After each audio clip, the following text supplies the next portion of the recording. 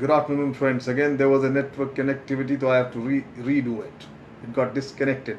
However, notwithstanding, today I'll be talking about on a subject: why be and do good. There have been always a contradiction between science and religion, the developments in the technology and the divine. Technology, my friend, is the enemy of reverence because technology is the worship of the man-made. Ultimately, the worship of the man-made limits our ability to worship the divine. God has built standards into the world of right and wrong, of morals, of good and evil, and that are fixed as the laws of gravity. These things are not subjected to vote or not subjected to your choice. There is something in us that recognizes right and wrong. We call it conscious. There are always right and wrong ways of living, always right and wrong ways of doing things. I've learned that whatever I think of myself, God always thinks better of me.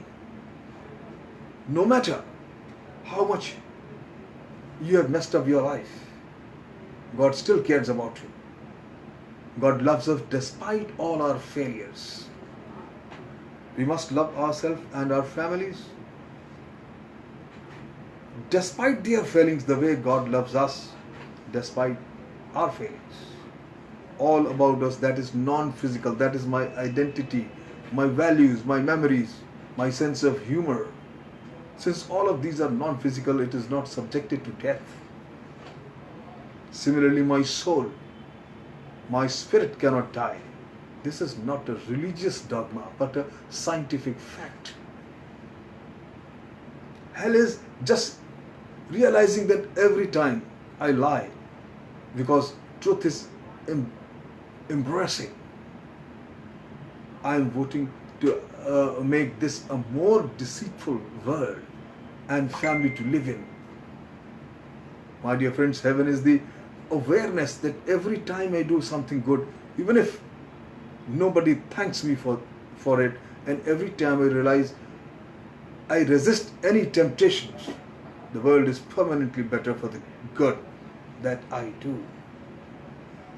So while you believe in the technology and the modern gadgetry, I still feel that the belief in God must remain, because there are far too many questions which are unanswered, beyond human to answer.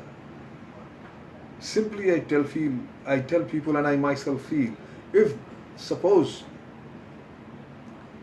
there is no God and no belief in divine, then who is there to inspire us? Ask this question to yourself. Who is there to guide us? Who is there to pick us up and wipe us off when we have fallen and dirties ourselves? Who is there to replenish our love and our hope and strengthen when we have used it up? Who is there to promise that what we have not finished in our lifetime will be finished in a later lifetime, because He will link one life to another life hereafter. If there is no God, we all are by ourselves in the universe, and it is too big, my friends. It's too vast and too cold for us to run. While you have, I still suggest why we must do good is only belief that despite all this development and modernization and the technology in hand, still there is a third factor which is beyond explainable, that is divine, the nature. Be good, do good, thinking that you will be rewarded commensurately by the divine. Thank you very much. Have a balanced way of a technology and divine, and move on, do better to humanity and to yourself. Thank you very much. Take care. We shall continue. Jai Hind.